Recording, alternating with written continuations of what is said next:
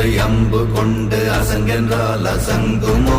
கம்பமற்ற பாற்கடல் கலங்கென்றால் கலங்குமோ? இன்பமற்ற யோகியை இருளும் வந்து அணுகுமோ?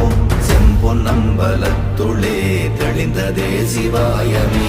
ஓம் நமச்சிவாய ஓம் ஓம் நமச்சிவாய ஓம் நமச்சிவாய ஓம் ஓம் நமச்சிவாய ஓம் நமச்சிவாய ஓம் ஓம் நமச்சிவாய இடையும் நமச்சிவாய இடையும் நமச்சிவாய நாகமுடியுடன்